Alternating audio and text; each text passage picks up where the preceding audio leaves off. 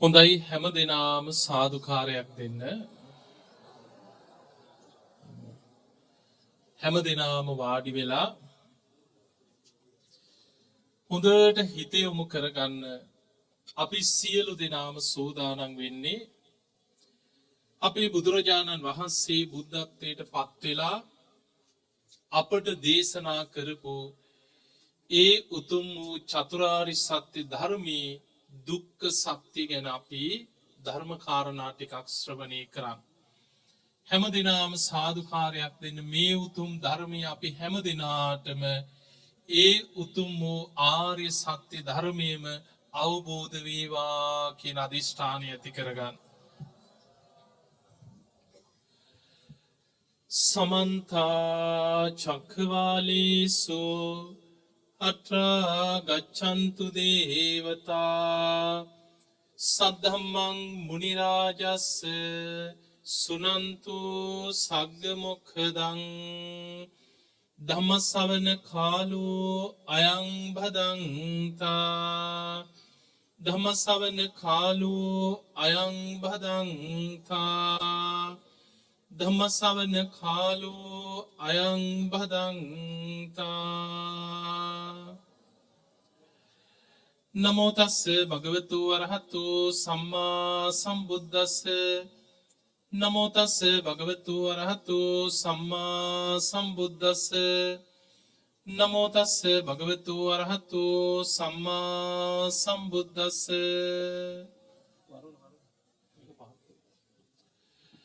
හැම දිනාටම තිරුවන් සරණ ප්‍රාර්ථනා කරනවා. වැඩම කොට වදාළ පූජනීය වන්දනීය මහා සංඝරත්නයන් අවසරයි. පින්වත්නි, අපි හැම දිනාම බොහෝම ශ්‍රද්ධාවෙන් ස්වර්ණමාලී චෛත්‍යරාජානන් වහන්සේ අභියස මේ සියලු පූජාවන් පූජා කරලා හැම දිනාම සූදානම් වෙන්නේ බුදුරජාණන් වහන්සේ අපිට දේශනා කරපු උතුම් වූ චතුරාර්ය සත්‍ය ධර්මය ශ්‍රවණය කරන්න. පින්වත්නි, මේ මහා සෑය ඉදි කරපු ආකාරය, මේ මහා සෑයේ පූජනීයත්වය ඔබ ධර්ම දේශනාවෙන් ශ්‍රවණය කරා. කටයුතු කරගෙන යන්න පැවරුවා. ඒ පවර්ලා කියනවා මලනුවනේ මගේ අසනීප ගැන නම් ඔබ හිතන්න එපා. මගේ හුස්ම ටික යන්න පෙර මේ මහා සෑය වැඩ අවසන් කරලා මට දකින්න සලස්සන්න. එදා සද්ධාතිස්ස රජුරෝ ඉක්මනට කොත් කැරැල්ල බැඳගෙන ගියා. හැබැයි ඊට පෙර දුටුගැමුණු රජතුමා මරණාසන්න වෙනවා. සද්ධාතිස්ස රජුරවන්ට තේරුණා චෛත්‍යයේ වැඩ අවසන් වෙන්න පෙර දුටුගැමුණු රජුරෝ මරණාසන්න වෙයි. ඒ නිසා ඉක්මනට ලී දඬු ගෙනහල්ලා කොත් කැරැල්ල වටේට බැඳලා සුදු රෙදි උතලා ඉවර වෙලා රජුරවන්ට ගිහින් කියනවා අයියන්ඩිය මහා සෑය වැඩ අවසానයි. රජතුමා සාදුකාර දීලා කියනවා අනේ මා උස්සගෙන ඵලයල්ලා කීවා මට මහා සෑය වඳින්න ඕනේ. බලන්න ආසයි. බොහොම රෝගාතුරව මරණාසන්නව හිටිය රජතුමා ඇඳක තියාගෙන උස්සගෙන අමාත්‍යවරු අරගෙන ආවේ මේ මහා සෑ මළුවට. එදා රජතුමාට චෛත්‍ය ඈතින් පේනකොට පුදුමාකාර සතුටක් ඇති වුණා. රජුරෝ සාදුකාර දීදී බුදුගුණ සිහි කර කර මළුවට ඔසවගෙන ආවට පස්සේ ඒ අමාත්‍යවරුන්ට කියනවා අනේ දුණා. දුවගෙන ගිහිල්ලා රජ්ජුරුවන්ගේ පින් පොත ගෙනාවා. එදා මහරහතන් වහන්සේලා දැනගත්තා රහතන් වහන්සේලාට අරමුණු වුණා රජතුමාගේ අවසාන මොහොත. දහස් ගණන් රහතන් වහන්සේලා අහසින් මේ භූමියට වැඩම කරා. මහරහතන් වහන්සේලා පිරිත් සජ්ජායනා කරන මැද්දේ දුටුගැමුණු රජතුමා කරපු පින් දහම් අමාත්‍යවරයෙක් ළඟ ඉඳගෙන පින් පොත පෙරල රජුරවන්ට සිහිපත් කරා. රජතුමා පුදුමාකාර සතුටකින් තමන් කරපු පින් දහම් සිහි කර සාදුකාර දෙනකොට දුටුගැමුණු රජුරවන්ට පේනවා එදා මේ මහා සෑයට ඉහළ අහසේ දිව්‍ය රත 6ක්. දෙවිවරු රජතුමාට අඬ ගහනවා රජතුමා ඉන්න අපේ දිව්‍ය ලෝකෙට. නෑ නෑ රජතුමා ඉන්න අපේ දිව්‍ය ලෝකෙට කියලා තව දිව්‍ය ලෝකෙකින් දෙවියන් අඬ ගහනවා. චාතුම් මහරජික තාවතින්ස යාමේ තුසිතය නිම්මාන රති පරනිම්මිත වසවර්ති කියන සදෙව්ලොව දෙවියන් අහසේ ඉඳන් දුටුගැමුණු රජුරවන්ට අඬ ගහනවා. රජතුමා පිරිත් අහන ගමන් මේ මළුවේ ඉඳගෙන මතින් සංඥාවක් කරා පොඩ්ඩක් කොහොම ඉන්න මට පිරිත් අහනකම්. රජතුමා අතින් සංඥා කරනවා බලාගෙන මිනිස්සු වටපිට උඩබිම බැලුවා කාටවත් දෙවියන් පේන්නේ නැහැ මිනිස්සුන්ට. සමහරු සැක කරා මේ තරම් පින් කරලා මේසා විශාල සෑයක් හදපු රජතුමා අනේ මරණාසන්න මොහොතේ සිහිමුලා වුණාද කියලා. එදා මෙතන වැඩ හිටියා යුද පෙරමුණේ රජතුමාට ශක්තියක් වෙච්ච දසමහා යෝධයන් අතර තේරපුත්තාවේ යෝධයා. හැබැයි පස්සේ යුද්ධය අවසන් වුණාට පස්සේ පැවිදි වෙලා 이르දි බල සම්පන්න මහරහතන් වහන්සේ නමක් හැටියට උතුම් වූ අරහත්වයට පත් වුණා. තේරපුත්තාවේ මහරහතන් වහන්සේ දැක්කා බොහෝ දෙනෙක් රජතුමා ගැන මරණ මංචකේ වැරදි සිතුවිලි හිතනවා. ඒ වෙලාවේ මේ තේරපුත්තාවේ මහරහතන් වහන්සේ මල් මාලා 6ක් ඉල්ලගෙන අදිෂ්ඨාන කරා දිව්‍ය රතවල වෙන වෙනම දැවටේවා කියලා අහසට විසි කරා. අර මල් මාලා 6ම අහසට පැන නැගලා අහසේ දිව්‍ය රතවල වෙන වෙනම දැවටුණා. දැන් පියවියෙහිම මිනිස්යන්ට දෙවියන් පේන්නෙත් නැහැ, දිව්‍ය රත පේන්නෙත් නැහැ. හැබැයි අහසේ එල්ලිලා තියෙන මල් මාලා ටික වෙන වෙනම පේනවා. හැම දිනාම පුදුම සතුටකින් සාදුකාර දුන්නා. අනේ අපේ රජතුමා එක්ක යන්න දෙවිවරු ඇවිල්ලා කියලා මිනිස්සු සාදුකාර දුන්නා. එදා දුටුගැමුණු රජතුමා මේ මළුවේදී පිරිත් අහන ගමන් තේරපුත්තාවේ මහරහතන් වහන්සේගෙන් විමසනවා ස්වාමීනි මෛත්‍රී බෝසතාණන් වහන්සේ වැඩ ඉන්නේ මොන දිව්‍ය ලෝකෙද? ඒ වෙලාවේ තේරපුත්තාවේ මහරහතන් වහන්සේ කියනවා රජතුමනි තුසිත දිව්‍ය ලෝකෙ.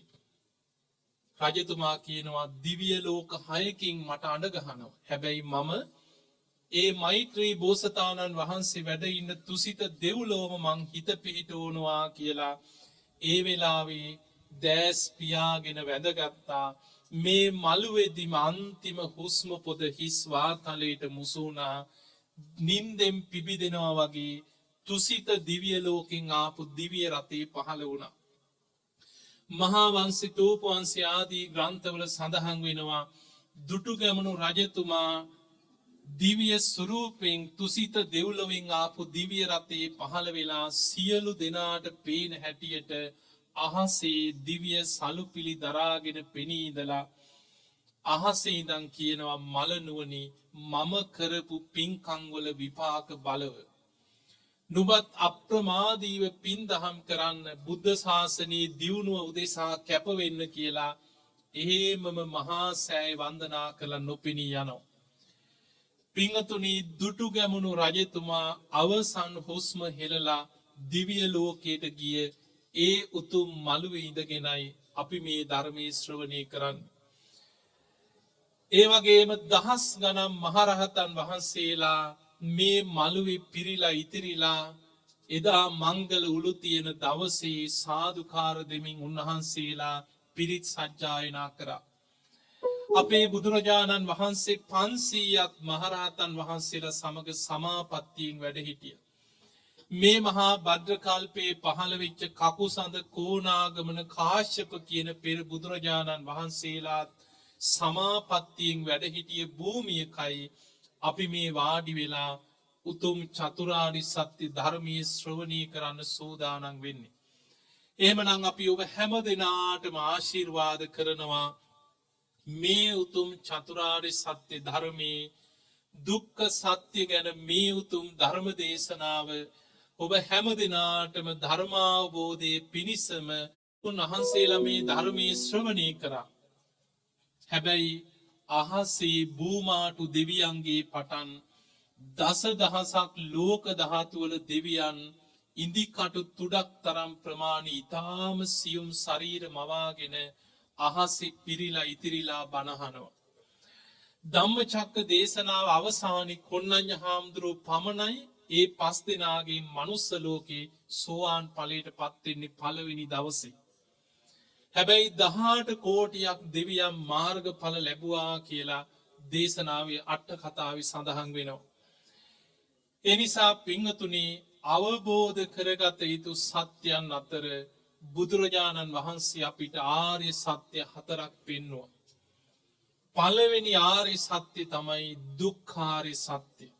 දුක්ඛ සත්‍ය, දුක්ඛ සමුදය සත්‍ය, දුක්ඛ නිරෝධ සත්‍ය, දුක්ඛ නිරෝධගාමිනී පටිපදාාර්ය සත්‍ය හැටියට බුදුරජාණන් වහන්සේ අපිට ආර්ය සත්‍ය හතරක් අවබෝධ කරගන්න පෙන්නනවා.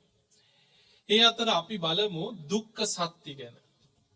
දැන් අපි කවුරුත් දන්නවා ඔබෙන් ඇහුවොත් බුදුරජාණන් වහන්සේ දුක්ඛ සත්‍ය විස්තර කරේ කොහොමද? කොහොමද බුදුරජාණන් වහන්සේ දුක්ඛ සත්‍ය අපිට විස්තර කරන්නේ? ජාතිපි දුක්ඛා. මොකක්ද ඒකේ තේරුම? ඉපදීම දුකයි. ජරාපි දුක්ඛං. ජරාවට පත්වීම දුකයි. ව්‍යාධිපි දුක්ඛෝ. ව්‍යාධියට පත්වීම දුකයි.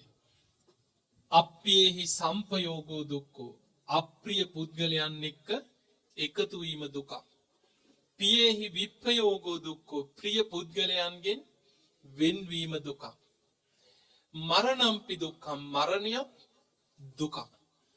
යම් පිච්ඡන්න ලබති තම්පි දුක්ඛ. යමක් කැමති දේවල් අපිට නොලැබීමත් දුකක්. මේ විදිහට බුදුරජාණන් වහන්සේ අපිට තේරෙන ටිකක් මුලින් දේශනා කරනවා. ඉපදීම දුකක්, ලිඩවීම දුකක්, ජරාවට පත්වීම දුකක්, වයසට යාම දුකක්, මරණීය දුකක්, කැමති දේ නොලැබීම දුකක්, ඒ වගේම අප්‍රියයන් හා එක්වීම, ප්‍රියයන්ගෙන් වෙන්වීම දුකක්. ඔය විදිහට බුදුරජාණන් වහන්සේ දුක්ඛ සත්‍ය අපිට පෙන්නලා මේ සියල්ල හකුලෝල කරුණු පහකට බුදුරජාණන් වහන්සේ දේශනා කරා. ඒ තමයි සංකිත්තේන පංච උපාදානස්කන්ධා දුක්ඛ. සංක්ෂේපයෙන් ගත්තොත් හකුලවල ගත්තොත් දුක කියලා කියන්නේ පංච උපාදානස්කන්ධ දුක. දැන් අපි ඔය කියපු කාරණා ටික අපි තුලින් බලන්න අපි දක්ෂ වෙන්නට ඕනේ. දැන් අපි ගමු ඉපදීම දුකයි. අපිට ඉපදිලා තියෙන ආයතන හයක්. අපිට විතරක් නෙමෙයි. මව් කුසෙන් ඉපදුනත්, බිත්තරයක් ඇතුලෙන් ඉපදුනත්, ඕපපාතිකව පහළ වුණත්, තෙත් පරිසරයකින් ඉපදුනත්, කොහේ ඉපදුනත් උපදින්නේ ආයතන නම් පටිලාභෝ ආයතනයන්ගේ පහළවීම. ඇස කන නාසය දිව කය මනස කියන ආයතන හයක් තමයි උපදින්නේ. දැන් අපි බලන්නේ අපි ගැන. ආයතනයන්ගේ පහළවීම දුකක්. දැන් අපිට ඉපදිලා තියෙනවා ඇස, කන, නාසය, දිව, ශරීරය, මනස. ආයතන හයක පහළවීම දුකක්. ඊළඟට බුදුරජාණන් වහන්සේ දේශනා කරා වයසට යාම දුකක්. දැන් ඔබ බලන්න මොනවද වයසට යන්නේ අපි? මොනවද වයසට යන්නේ? අර ඉපදිච්ච දේවල්මයි වයසට යන්නේ. ඇස වයසට යනවා. කන වයසට යනවා. නාසය වයසට යනවා. දිව වයසට යනවා. කය වයසට යනවා. මනස වයසට යනවා. මේ ඇස කන නාසය දිව කය මනස කියන ආයතන හයමයි වයසට යන්නේ. ඊළඟට බුදුරජාණන් වහන්සේ වදාළ ලෙඩවීම දුකක්. මොනවද අපේ ලෙඩ වෙන්නේ? අර ඉපදිච්ච යමක් ඇද්ද ඒව තමයි ලෙඩ වෙන්නේ. ඇහි ලෙඩ හැදෙනවා. බලන්න කොච්චරනම් ලෙඩ ඇහැට හැදෙනවද? කන ලෙඩ වෙනවා. කනේ ලෙඩ හැදෙනවා. නාසයේ ලෙඩ දුක් හැදෙනවා. දිවේ ලෙඩ හැදෙනවා. කයේ රෝග හැදෙනවා. මනසට මානසික රෝග පීඩා හැදෙනවා. එතකොට ලෙඩ වෙන්නේ ඇස කන නාසය දිව කය මනස. අර ඉපදිච්ච යමක් ඇද්ද ඒවමයි වයසට යන්නේ. ඉපදිච්ච යමක් ඇද්ද ඒවමයි ලෙඩ වෙන්නේ. ඒක දුකක්. ඊළඟට බුදුරජාණන් වහන්සේ අපිට පෙන්වුවා මරණම්පි දුක්ඛං. මරණය දුකක්. දැන් මොනවද මැරී යන්නේ? කතා කරන්න ඕනේ. මොනවද මැරෙන්නේ? අර හටගත්ත දේවල්මයි මැරී යන්නේ. ඉපදිච්ච යමක් ඇද්ද? ඒවම තමයි මැරී යන්නේ. අපි ජීවත් වෙලා ඉන්නේ නැද්දි ඇස මැරී යනවා. ඇස් පේන්නෙම නැතුව යනවා. කන් දෙකම ඇහෙන්නේ නැතුව යනවා සමහරුන්ගේ. ගඳ සුවඳ නොදැනෙන මට්ටමට නාසයේ ජරාවටපත් වෙනවා. සමහරුන්ගේ දිව මැරී යනවා. සමහර අය ඉන්නවා නොයේක් ලෙඩ රෝග පීඩා හැදිලා දිවේ කොටස් කොටස් කපලා අයින් කරලා උගුර ළඟින් බටයක් දාලා දියර ටිකක් ඇඟට යවනවා. ඊළඟට සමහරු ජීවත් වෙලා ඉන්නේ නැද්දී ශරීරේ කොටසෙන් කොටස මැරී යනවා. මේ ආයතන හය එක එක වෙන වෙනමත් මැරී යනවා. නමුත් අපි මරණය කියලා පෙන්වන්නේ ආයතන හයම එකවර මරණයටපත් වෙන. මරණම් පිදුක්ඛම්. මේ ශරීරය අතහැරලා සතර මහා ධාතුන්ගෙන් හටගත් ශරීරය අතහැරලා විඥානයේ වෙනත් උපතක් හොයාගෙන යනවා. ඒක අපි මරණය හැටියට ධර්මයේ විස්තර කරනවා. එතකොට දැන් ඔය කියපු ටික අපිට තේරෙනව නේද? ඉපදෙන්නේ ඇස කන නාසය දිවකය මනස කියලා ආයතන හයක්. ලෙඩ වෙන්නේ ඇස කන නාසය දිවකය මනස කියන ආයතන හයමයි ලෙඩ වෙන්නේ. වයසට යන්නේ මේ ඇස කන නාසය දිවකය මනසමයි. මැරී යන්නේ ඇස කන නාසය දිවකය මනසමයි. ඊළඟට බුදුරජාණන් වහන්සේ පෙන්නනවා කැමති දේ නොලැබීම දුකක්.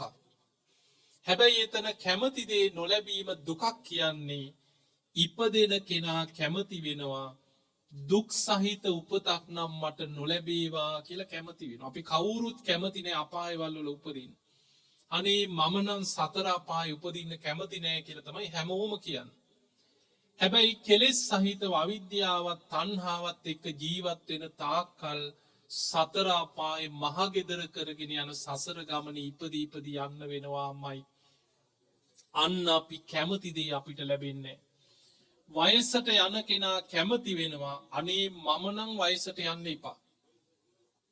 මම නම් කැමති නෑ ඔච්චර ජරා ජීර්ණ වෙලා ජීවත් වෙන්න. සමහරු කියනවා වයසට ගිහිල්ලා එක්තැන් වෙලා එක තැන මල මුත්‍ර කරගෙන දුක් විඳින කෙනෙක් දැක්කහම කෙනෙක් කැමති වෙනවා අනේ මම නම් වයසට යන්න එපා. හැබැයි බුදුරජාණන් වහන්සේ වදාලා ඉපදුනා නම් වයසට යනවාමයි. අන්න කැමති දේ නොලැබීම. ඊළඟට ලෙඩ වෙන කෙනා කැමති වෙනවා අනේ මට නම් ඔය වගේ ලෙඩ දුක් හැදෙන්න එපා කියලා. හැබැයි ඉපදුනා නම් ලෙඩ නොවී ඉන්න පුළුවන් ක්‍රමයක් නැහැ. ඉපදුනා නම් ඒකාන්තයෙන්ම ලෙඩ වෙනවාමයි. අන්න කැමති දේ නොලැබීමේ දුක. මරණයේ ඉදිරියේ මරණය කරා යන කෙනා කැමති වෙනවා අනේ මට නම් මැරෙන්න බෑ. මට නම් දැම්ම මැරෙන්න බෑ. කොච්චර මරණයේ ඉදිරියේ හඬා වැළපෙන මිනිස්සු ඉන්නවද?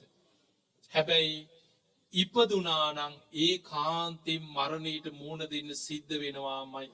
අන්න බුදුරජාණන් වහන්සේ වදාලා කැමති දේ නොලැබීමේ දුක.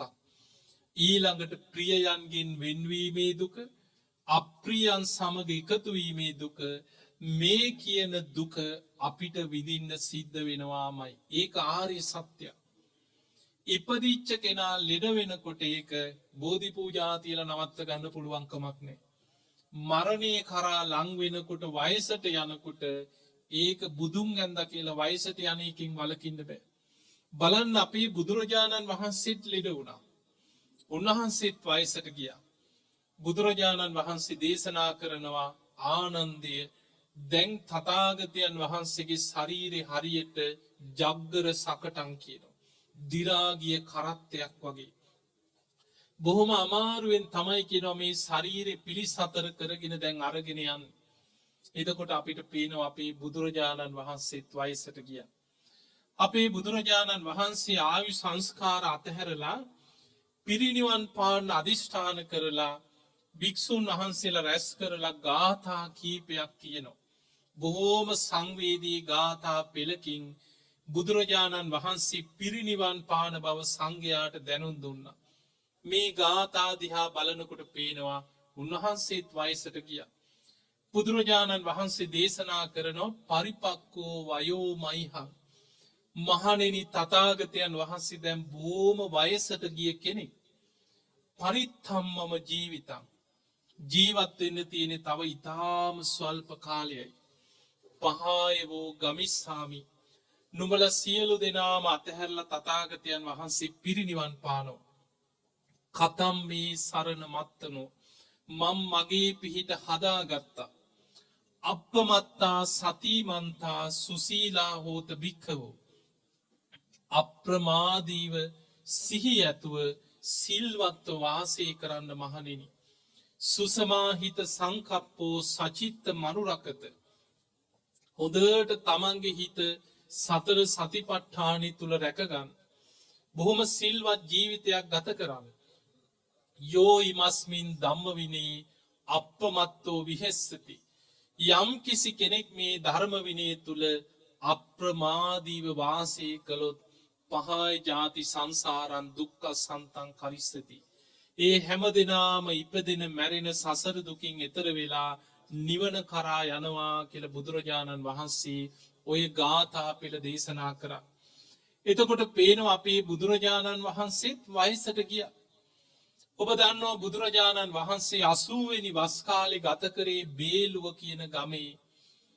බුදුරජාණන් වහන්සේට මාරාන්තික බඩේ අමාරුවක් වැළඳුණා. උන්වහන්සේටත් ලෙඩ වුණා. ලේත් සමග බඩේ ලියන්න පටන් ගත්තා. බුදුරජාණන් වහන්සේ කල්පනා කරනවා සංඝයාට දැනුම් නොදී පිරිනිවන් පාන එක සුදුසු නෑ. අතීත බුදුරජාණන් වහන්සේලා පිරිනිවන් පෑවේ කොයි ආකාරයටද කියලා බුදුවැසින් බලලා ආයු සංස්කාර අධිෂ්ඨාන කරගත්තා. එතකොට අපිට පේනවා බුදුරජාණන් වහන්සේටත් ලෙඩ දුක් පීඩාවක් නැති වෙනවා. උන්වහන්සේ පිරිනිවන් පාන්න වැඩම කරපු ගමන ගැන මහා පරිනිබ්බාන දේශනාවේ සඳහන් වෙනවා. එදා චුන්ද කර්මාර පුත්තගේ දානි වළඳලා ආනන්ද හාමුදුරුවෝ සමග මල්ල රජදරුවන්ගේ උපවර්තන ශාල වනෝද්‍යානයට පිටත් වෙලා වඩින ගමනේ කීප අවස්ථාවකම කලන්තේ හැදෙනවා. බුදුරජාණන් වහන්සේට ලේත් සමග බඩේලි යන ඒ ලෝහිත පක්ඛන්දිකා කියන රෝගී බලවත්ව මතුවෙනවා. උන්වහන්සේ ගිලන් වෙච්ච ගමනකින් තමයි කුසිනාරාවේ මල්ල රජදරුවන්ගේ උපවර්තන ශාල වනෝද්‍යානයට වැඩම කරන්නේ. ඒ නිසා පින්වතුනි අපි කවුරුත් ලෙඩ වෙනවා. අපි කවුරුත් වයසට යනවා. ඒක ආර්ය සත්‍යයක්. බුදුරජාණන් වහන්සේ අපිට පෙන්වුවේ මේ සත්‍ය අපි අවබෝධ කරන්නට ඕන. අපි ඉපදුනා කියලා අපිට ලෙඩ නොවී ඉන්න පුළුවන් ක්‍රමයක් නැහැ. වයසට යන්න නැතුව අපිට ජීවත් වෙන්න පුළුවන් ක්‍රමයක් නැහැ. නොමැරී ඉන්න පුළුවන් ක්‍රමයක් නැහැ. අතීතේ හිටිය රජවරු, සිටුවරු අද පොළව හාරලවත් හොයන්න පුළුවන් කමක් නැහැ.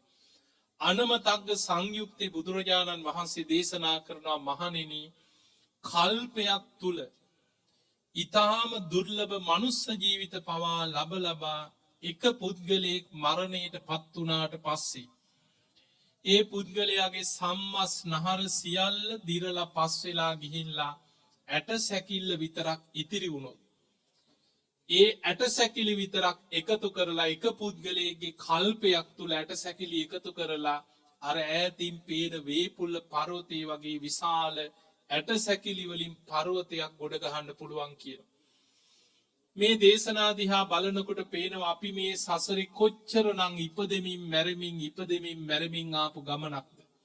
ඒ නිසා අපිට අවබෝධ කරගන්න තියෙන්නේ මේ උතුම් ආර්ය සත්‍යමයි. දැන් අපි බලමු බුදුරජාණන් වහන්සේ අපිට තේරුම් ගන්න පුළුවන් විදිහට ඔය වගේ ඉපදීම දුකක්, වයසට යාම දුකක්, ලෙඩවීම දුකක්, මරණීය දුකක්, අප්‍රියයන් සමග එකතු වීම, ප්‍රියයන්ගෙන් වෙන්වීම, කැමති දේ නොලැබීම මේක දුක්ඛාරය සත්‍ය හැටියට දේශනා කරලා බුදුරජාණන් වහන්සේ අපිට කරුණු පහකින් අවබෝධ කරගත යුතු දුක හකුලවල අපිට පෙන්වුවා. බුදුරජාණන් වහන්සේ වදාලා සංකිට්ඨේන පංච උපාදානස්කන්ධා දුක්ඛ. සංක්ෂේපයෙන් ගත්තොත් හකුලවල ගත්තොත් දුක කියලා කියන්නේ පංච උපාදානස්කන්ධයයි. එහෙමනම් දුක කියලා අපිට අවබෝධ කරගන්න තියෙන්නේ පංච උපාදානස්කන්ධ දුක.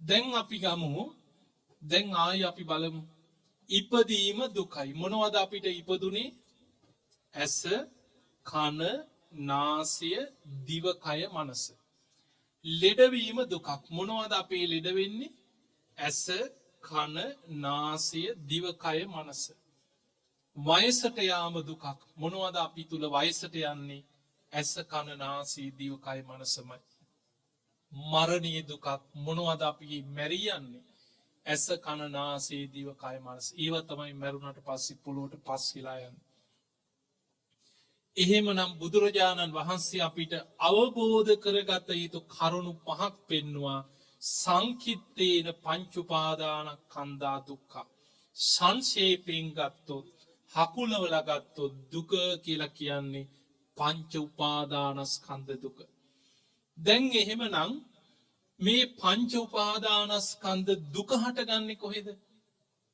දැන් ඔබ හිතලා කියන්න කොහෙද පංච උපාදානස්කන්ධය හැදෙන්නේ අර ආයතන 6 තුලමයි වෙන කොහෙවත් නෙමෙයි ඇසේ හට ගන්නවා පංච උපාදානස්කන්ධය ඒක දුකක් කන තුල හට ගන්නවා පංච උපාදානස්කන්ධය අන්න ඒක දුකක් නාසය තුල හට ගන්නවා පංච උපාදානස්කන්ධය ඒකයි දුක කය තුල හට ගන්නවා පංච උපාදානස්කන්ධ දිව තුල හට ගන්නවා මනසේ හට ගන්නවා පංච උපාදානස්කන්ධ දුක එහෙමනම් මේ පංච උපාදානස්කන්ධ දුක නැමැති අවබෝධ කරගත යුතු දුක හටගන්නෙම කොහෙද ඇස කන නාසය දිව කය මනස කියන ආයතන 6 තුලමයි ওই දුක හටගන්නේ දැන් අපි ඇහැ ගැන ටිකක් කතා කරමු හොඳට අහගෙන හිටියොත් තේරුම් ගන්න පුළුවන් ඇහැ තුල කොහොමද පංච උපාදානස්කන්ධය හැදෙන්නේ කියලා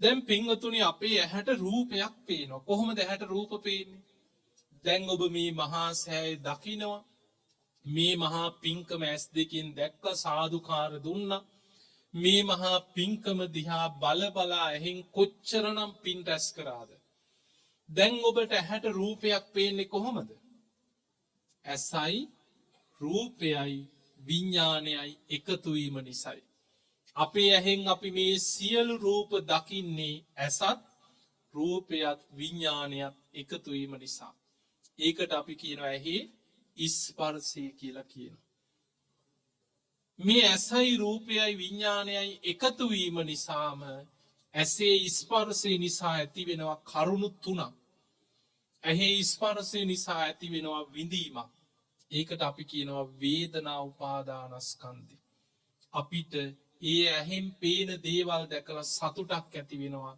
ඒක සැප විඳීම සමහර වෙලාවට අපි ඇහෙන් දකින දේවල් ඔස්සේ අපිට තරහක් ඇති වෙන්න පුළුවන් දුකක් ඇති වෙන්න පුළුවන් ඒකත් විඳීමේම කොටසක් දුක් සැප රහිත විඳීම ඇති වෙනවා සැප විඳීමක් වේවා දුක් විඳීමක් වේවා දුක් සැප රහිත විඳීමක් වේවා ඇහි ස්පර්ශය නිසාමයි මේ සියලු විඳීම් ඇති වෙන්නේ ඒ තමයි වේදනා උපාදානස්කන්ධය ඇසත් රූපයත් අයිති රූප උපාදානස්කන්ධයට මොකද ඇහැ හැදුනේ නාම රූප ප්‍රත්‍යයෙන් හටගත් ඇහැක් අපිට තියෙන ඇස තුල තියෙනවා පඨවි ආපෝ තේජෝ වායෝ කියන සතර මහා ධාතු එහෙමනම් සතර මහා ධාතුන්ගෙන් හටගත් ඇසත් ඒ වගේම ඇහැට පේන්නේ මොනවද සතර මහා ධාතුන්ගෙන්ම හටගත් දේවල් රූප තමයි අපේ ඇහැට පේන්නේ එහෙමනම් ඇසත් රූපයත් අයිති රූප උපාදානස්කන්ධයට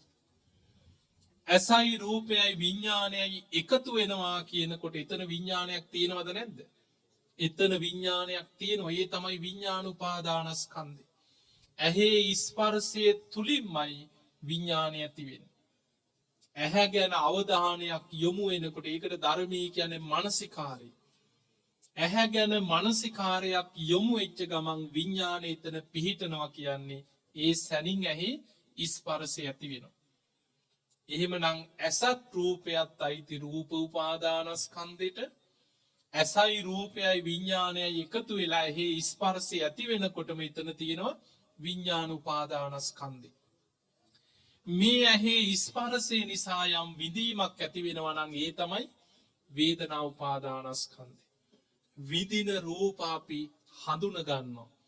ඒකට අපි කියනවා සංඥාව. පාට වර්ණ හැඩතල අපි මේ චෛත්‍ය දැකලා බොහොම සතුටකට පත්වෙනවා. ආලෝකය දැකලා සතුටකට පත්වෙනවා.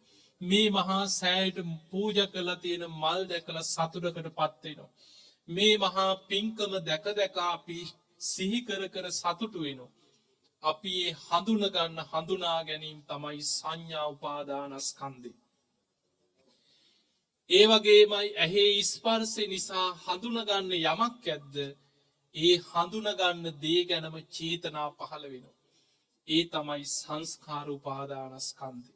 ඔන්න ඔය ක්‍රියාවලිය ඇහැට පේන රූපයක් පාසා සිද්ධ වෙනවා. දැන් අපි හිතමු ආයෙමත් සියුම්ම හිතන්න ඔය ගැන. ඇහැට රූපයක් පේන්නේ කොහොමද? ඇසයි රූපයයි විඥානයයි එකතු වීම නිසා. ඒකට අපි කියනවා ඇසේ ස්පර්ශය කියලා. ඇහි ස්පර්ශය නිසා අපිට ඇති වෙනවා විඳීමක්. ඒ තමයි වේදනා උපාදානස්කන්ධය. ඒ ඇහි ස්පර්ශය නිසාම විඳින දේ අපි හඳුන ගන්නවා. ඒ තමයි සංඥා උපාදානස්කන්ධය. හඳුනගත්ත දේ ගැන අපි චේතනාවක් පහළ කරනවා. ඒ තමයි සංස්කාර උපාදානස්කන්ධය. එතකොට ඇහැයි රූපයයි අයිති වුණේ රූප උපාදානස්කන්ධයට. ඇහැයි රූපයයි විඥානයයි එකතු වුණා කියනකොට එතන විඥාන උපාදානස්කන්ධයක් තියෙනවා. එහෙමනම් ඇසට රූපයක් පේනකොටම පංච උපාදානස්කන්ධෙම එතන තියෙනවද නැද්ද? පංච උපාදානස්කන්ධෙම හට ගන්නවා. ඒ රූපේ වෙනස් වෙනකොට ඒ පංච උපාදානස්කන්ධෙම බිඳිලා ආයෙත් පංච උපාදානස්කන්ධයක් හට ගන්නවා. ඇහැට පේන රූපයක් පාසා පංච උපාදානස්කන්ධ හට ගන්නවා බිඳෙනවා. අන්නේ දුකයි අපි අවබෝධ කරන්නට ඕන.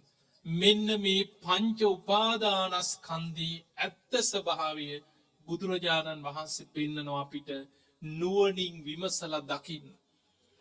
මොකද අපි දකින්නේ පංච උපාදානස්කන්ධේ හටගත්තා කියලා. ඒකේ ඇත්ත ස්වභාවයක් නෙමෙයි. අපිට දකින්නකොට පේන්නේ මේ රූපේ හේතු නිසා හටගත්ත දෙයක්. ආහාර සමුදය රූප සමුදය ආහාර ප්‍රත්‍යයෙන් හටගන්න රූපය ආහාර නිරෝධා රූප නිරෝධෝ. ඒ රූපේ හටගන්න හේතු වෙච්ච ආහාර වෙනස් වෙනකොට රූපේ වෙනස් වෙනවා. ඒකයි අනිත්‍ය. හැබැයි රූපේ අනිත්‍ය අපිට තේරුම් ගන්න තරම් අපේ නුවණ මදි. ඒ නිසා බොහෝ දෙනෙක් රූපයට ඇලෙනවා. මේක නිට්ටයයි සැපයි ආත්මයි. මේ රූපේ මම මගේ කියලා රූපේ තුල ආත්ම දෘෂ්ටියකින් බැසගන්නවා. හැබැයි රූපේ ඇත්තම ස්වභාවය හේතු නිසා හටගන්නවා. හේතු නැති වෙනකොට නැති වෙලා යනවා. අන්නේ අනිත්‍යයි අපි දකින්නට ඕන රූපේ තුල. ඊළඟට වේදනාව ගැන හිතන්න. අපිට ඇහෙන් පේන දෙයක් ඔස්සේ ඇහැට දැකපු දෙයක් ඔස්සේ විඳීමක් ඇති වුණා නම් ඒ විඳීමට හේතු උනේ ඇහි ස්පර්ශය. ඇහැයි රූපයයි විඥානයයි එකතු වීම නම් වූ ඇහි ස්පර්ශය නිසාමයි විඳීමක් ඇති වෙන්නේ. ඒ ස්පර්ශය වෙනස් වෙනකොට විඳීම වෙනස් වෙලා යනවා. ඒක අනිත්‍යයි. හැබැයි මේ ධර්මයේ දන්නේ නැති කෙනා විඳීම තුල හිතනවා මම විඳිනවා, මට දැනෙනවා, මමයි විඳින්නේ, මේක මගේ කියලා මගේ ආත්මයයි කියන බැඳීමකින් අර විඳීම ගැන අවිද්‍යාවෙන් මුලාවටපත් වෙනවා. හැබැයි බුදුරජාණන් වහන්සේ අපිට පෙන්නවා වේදනාව ගැන දකින්න ස්පර්ශය නිසා හටගෙන ස්පර්ශ වෙනස් වෙනකොට වෙනස් වෙනවා. ඒ තුල අනිත්‍ය දකින්න අනිත්‍ය මෙනෙහි කරන්න. ඊළඟට බුදුරජාණන් වහන්සේ අපිට පෙන්නනවා ස්පර්ශය නිසාමයි හඳුනා ගැනීම ඇති වෙන්නේ සංඥාව. ස්පර්ශය වෙනස් වෙනකොට ඒ හඳුනා ගැනීමත් වෙනස් වෙලා යනවා. අන්න ඒ තුල අනිත්‍ය දකින්න. ඊළඟට ස්පර්ශ නිසාම ඇතිවන චේතනාව ස්පර්ශ වෙනස් වෙනකොට වෙනස් වෙනවා. දැන් බලන්න ආහාරයෙන් හටගන්න රූපය ආහාර වෙනස් වෙනකොට වෙනස් වෙලා යනවා. ස්පර්ශයෙන් හටගන්න විඳීම ස්පර්ශයෙන් හටගන්න හඳුනා ගැනීම ස්පර්ශයෙන් හටගන්න චේතනාව ස්පර්ශ වෙනස් වෙනකොට වෙනස් වෙලා යනවා. ඒ වගේමයි නාම රූපයන් නිසාම පහළ වෙන විඥානයේ නාම රූප වෙනස් වෙනකොට වෙනස් වෙලා යනවා.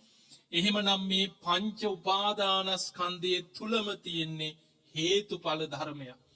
හේතුවක් නිසා හටගත්තා. ඒ හේතු නිරුද්ධ වෙනකොට ඵලය නිරුද්ධ වෙලා යනවා. අන්න එහෙමනම් ඒ ඇහි හටගන්න පංච උපාදානස්කන්ධය තුල අනිත්‍ය මෙනෙහි කරන්න දක්ෂ වෙච්ච කෙනා, ඒ ඇහි හටගන්න පංච උපාදානස්කන්ධය තුල දුකක් හැටියට ඒ පංච උපාදානස්කන්ධය දකින්න දක්ෂ වෙච්ච කෙනා, ඇහි හටගන්න පංච උපාදානස්කන්ධය මම මගේ ආත්මයයි කියලා ආත්ම වශයෙන් පවත්වන්න බෑ කියන අනාත්ම ස්වභාවය අවබෝධ කරගත්ත කෙනාමයි මේ දුක අවබෝධ කරගන්න. ඒ නිසා ඇස ගැන, ඇහි හටගන්න පංච උපාදානස්කන්ධය ගැන අනිත්‍යයි දුකයි අනාත්මයි කියලා ගැඹුරු නුවණක් තුලින්, විදර්ශනා නුවණ තුලින් ගැඹුරින් දකින්න උත්සාහ කරන්නට ඕනේ. ඒක තමයි දුක අවබෝධ කරන්න බුදුරජාණන් වහන්සේ අපිට පෙන්වන ක්‍රමය. දැන් හිතන්න, දැන් ඔබ ඇහැ ගැන දැනගත්තනේ ටිකක් හරි. දැන් අපි විඳින ශබ්දය හඳුනා ගන්නවා කියන්නේ හඳුනා ගැනීම තමයි සංඥා උපාදානස්කන්ධය. හඳුනාගත්ත දේ ගැන චේතනාවක් පහළ වෙනවා. ඒ තමයි සංස්කාර උපාදානස්කන්ධය.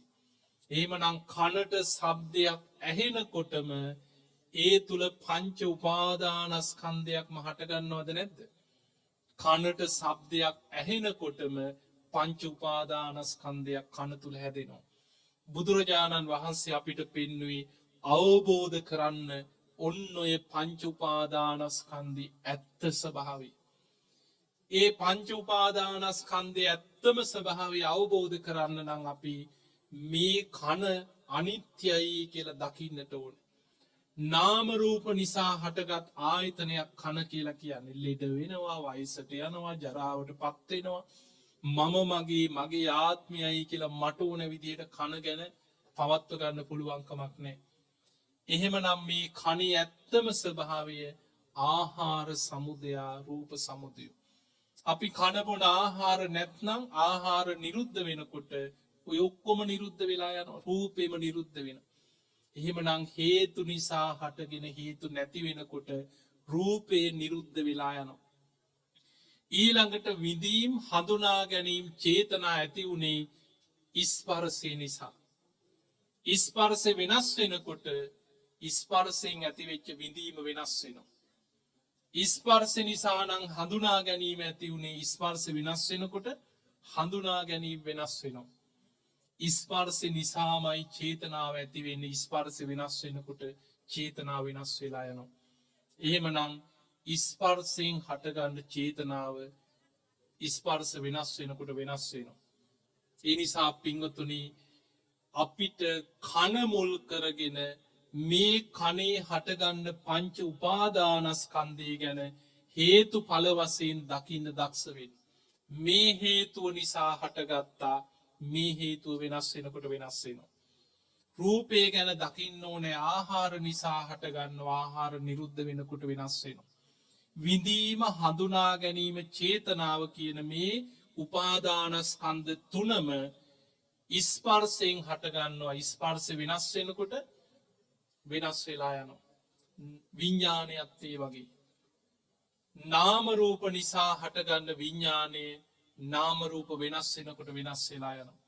ඔන්න ඔය අනිත්‍ය දකින්න ඒ උපාදානස්කන්ධයන් හේතුඵල වශයෙන් අනිත්‍ය වෙලා යන ආකාරය, ඒ උපාදානස්කන්ධයන් දුකටපත් වෙන ආකාරයේ මගේ ආත්මයයි කියලා ආත්ම වශයෙන් පවත් නාසයයි ගඳ සුවඳයි විඥානයයි එකතු වීම නිසා.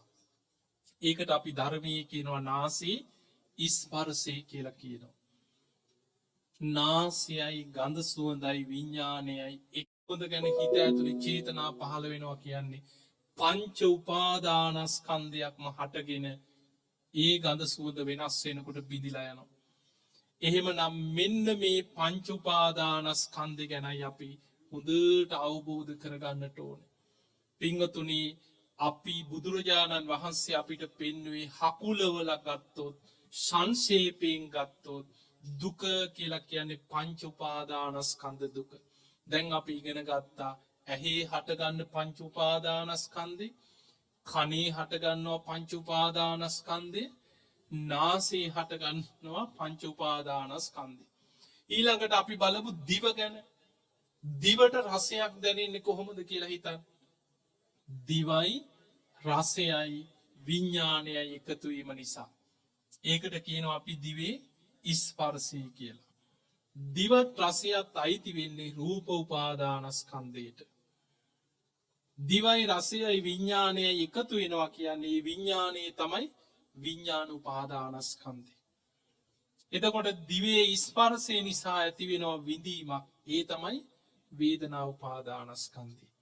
විඳින රස අපි හඳුන ගන්නවා. ඒ තමයි සංඥා උපාදානස්කන්ධය. හඳුන ගන්න රසය ගැන චේතනාවක් පහළ වෙනවා. ඒ තමයි සංස්කාර උපාදානස්කන්ධය.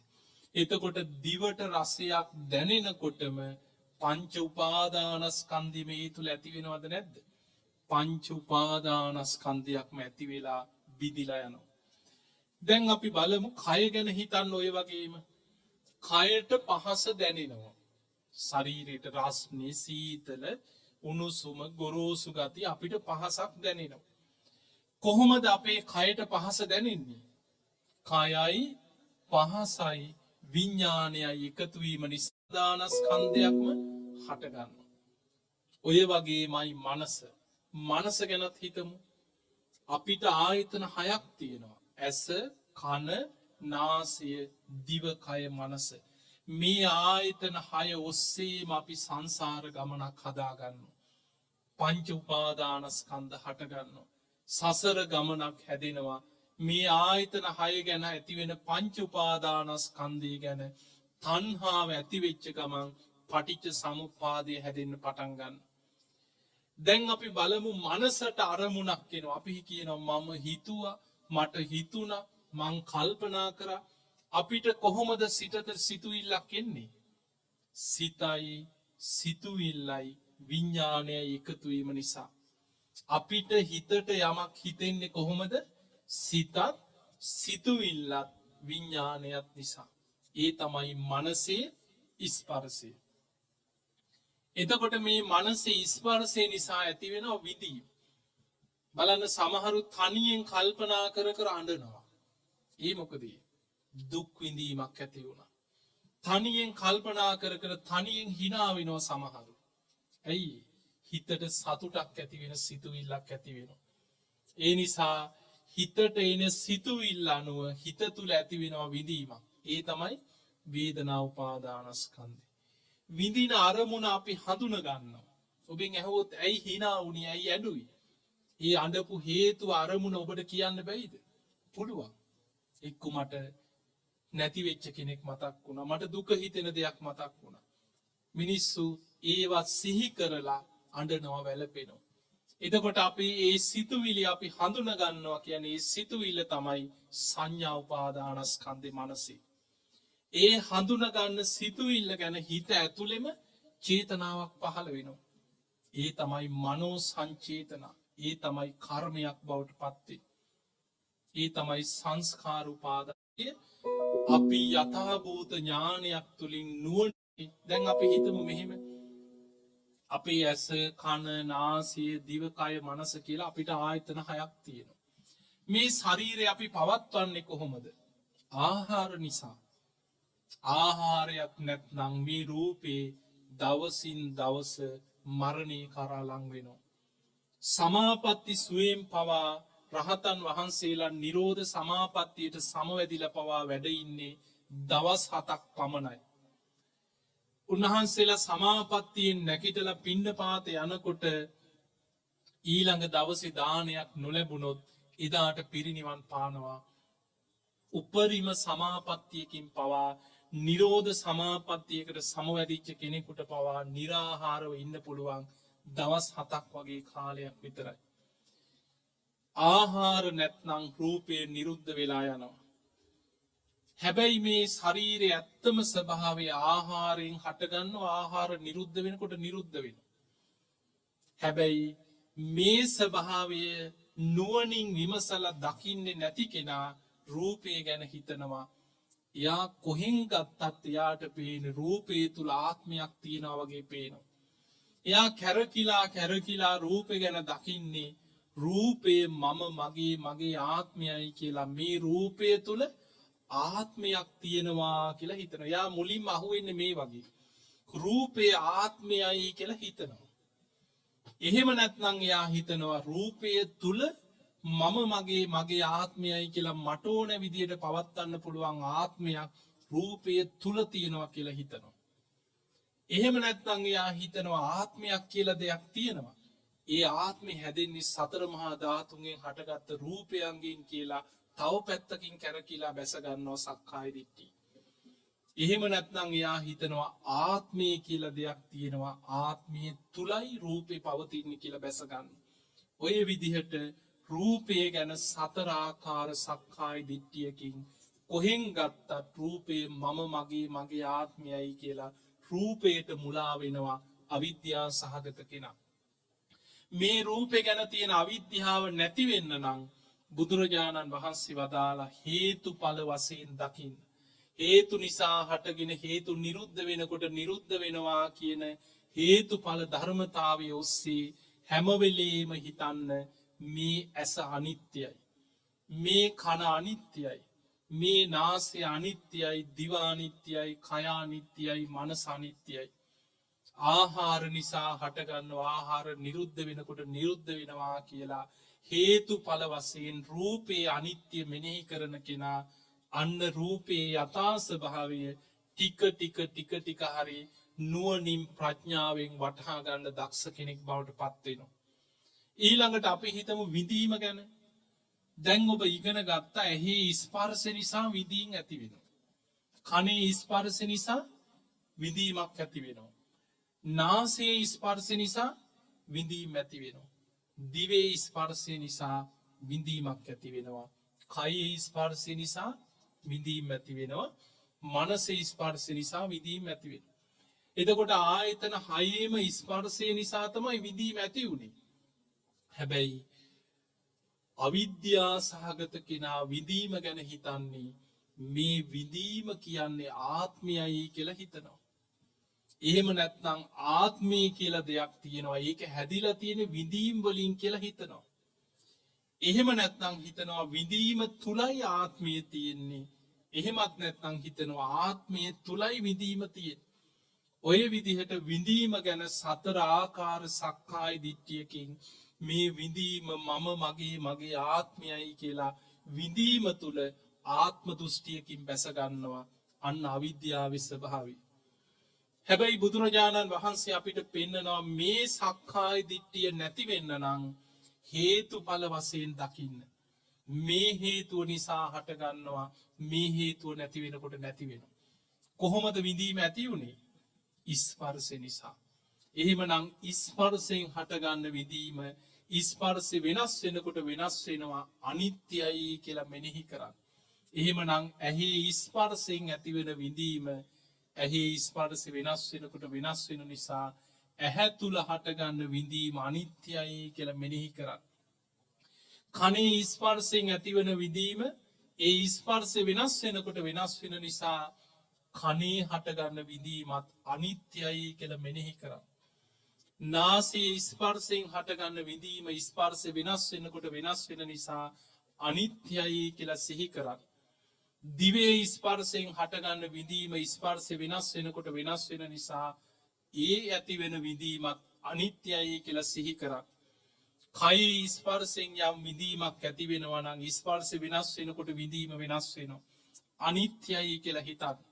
මනසේ ස්පර්ශයෙන් යම් විඳීමක් ඇති වුණා නම් ස්පර්ශ වෙනස් වෙනකොට ඒ විඳීම වෙනස් වෙනවා අනිත්‍යයි කියලා සිහි කරන්න.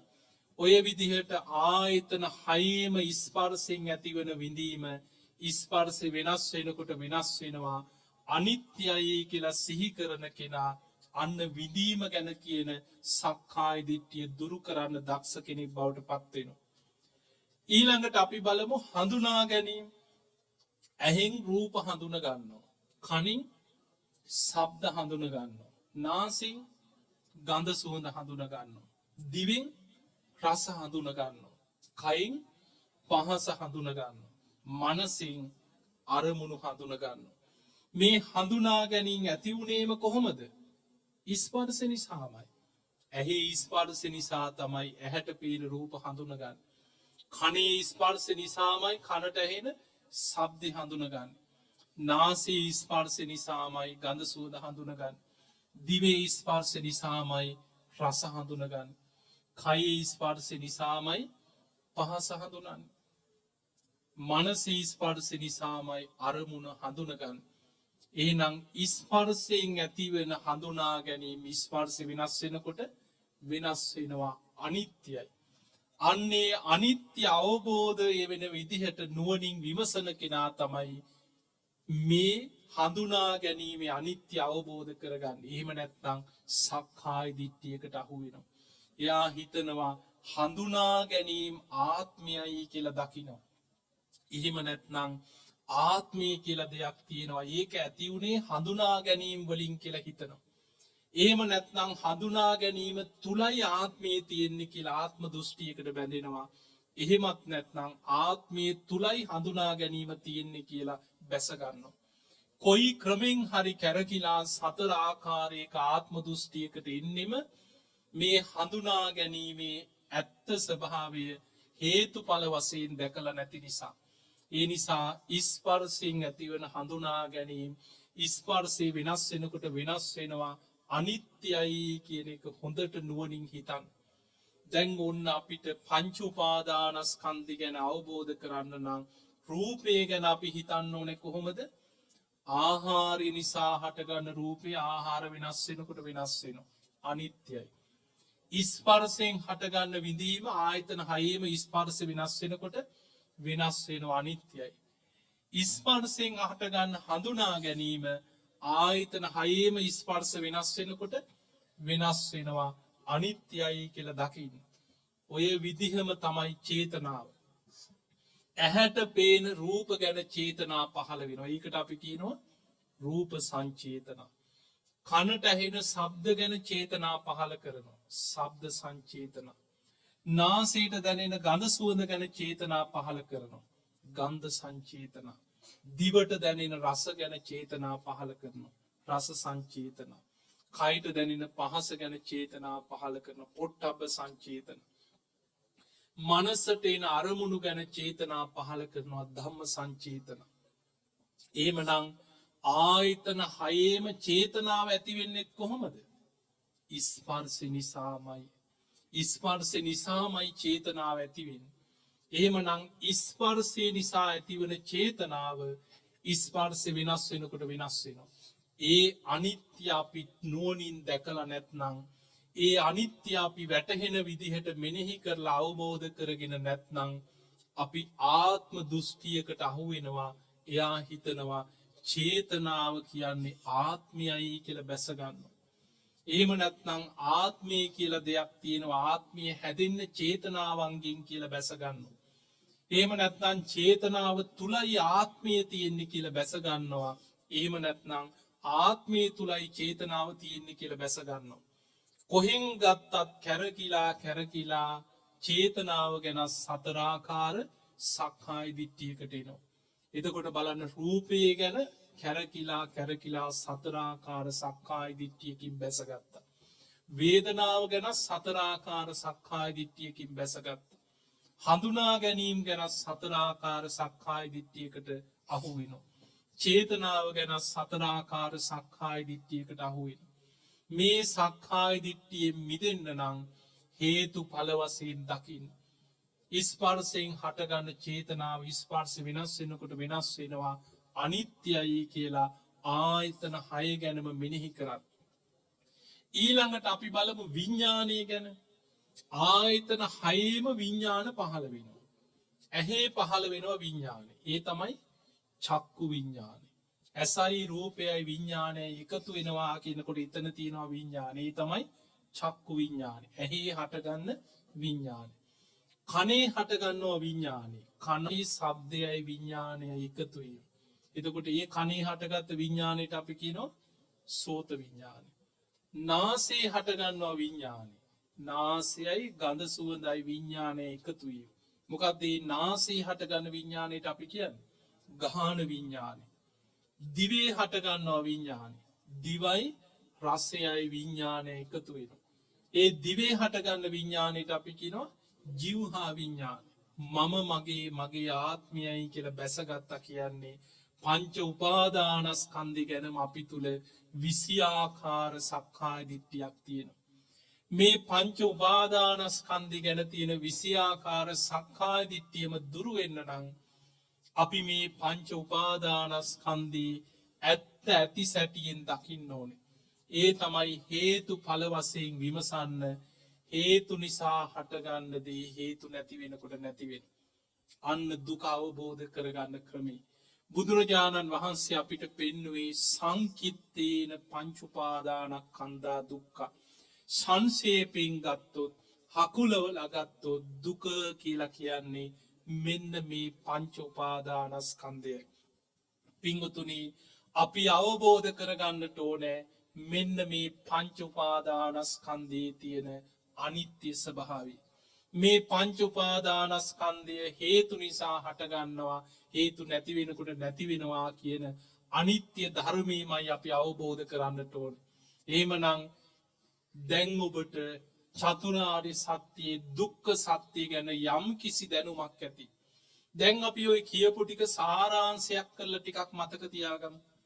සාරාංශයක් වශයෙන් හිතන්න. බුදුරජාණන් වහන්සේ අපිට පෙන්වුවා අවබෝධ කරගත යුතු ආර්ය සත්‍ය අතර පළවෙනිම ආර්ය සත්‍ය තමයි දුක්ඛාරය සත්‍ය. ඒ තමයි ඉපදීම දුකක්. මොනවද අපිට ඉපදිලා තියෙන්නේ? ඇස, කන, නාසය, දිව, කය, මනස. ආයතන හයක් අපිට ඉපදුනා. ලෙඩවීම දුකක්. මොනවද අපේ ලෙඩ වෙන්නේ? ඇස, කන, නාසය, දිව, කය, මනස. ඉපදිච්ච මේ ආයතන හයම තමයි අපි තුල ලෙඩ වෙන්නේ. වයසට යාම දුකක්. මොනවද අපි තුල වයසට යන්නේ? ඇස, කන, නාසය, දිව, කය, මනස. මේ ආයතන හයමයි වයසට යන්නේ. මරණම්පි දුක්ඛා. මරණීය දුකක්. මොනවද මැරෙන්නේ? මේ ඉපදිච්ච ඇස, කන, නාසය, දිව, කය, මනසමයි මරණයටපත් වෙන්නේ. කැමති දේ නොලැබීම දුකක්. ප්‍රියයන්ගෙන් වෙන්වීම දුකක්. අප්‍රියයන් සමග එකතු වීම දුකක්. මේ විදිහට දුක ගැන බුදුරජාණන් වහන්සේ පෙන්නලා අවසානයේ හකුලවල පෙන්නවා සංකිත්තේන පංච උපාදානස්කන්ධා දුක්ඛ. සංක්ෂේපයෙන් ගත්තොත් හකුලවල ගත්තොත් දුක කියලා කියන්නේ පංච උපාදානස්කන්ධයයි. එහෙමනම් පංච උපාදානස්කන්ධේ හටගන්නේ කොයිද? ඇස, කන, නාසය, දිව, කය, මනස කියන ආයතන හය තුලමයි පංච උපාදානස්කන්ධේ හටගන්නේ. මෙන්න මේ ආයතන හයේම හටගන්න රූප, වේදනා, සංඥා, සංකාර, විඥාන කියන පංච උපාදානස්කන්ධේ ඇත්ත ස්වභාවය අපි දකින්නේ නැත්නම් හේතු නිසා හටගෙන හේතු නැති වෙනකොට නැති වෙනවා කියන මේ හේතුඵල ධර්මය අපි දැකලා නැත්නම් අපි පංච උපාදානස්කන්ධය ගැන ආත්ම දෘෂ්ටියකට අහු වෙනවා. අවිද්‍යාව නිසාමයි ආත්ම දෘෂ්ටිය හටගන්නේ. කොහෙන් ගත්තත් මම කියලා ආත්ම දෘෂ්ටියකින් 20 ආකාර සක්කාය දිට්ඨියකට බැඳෙනවා.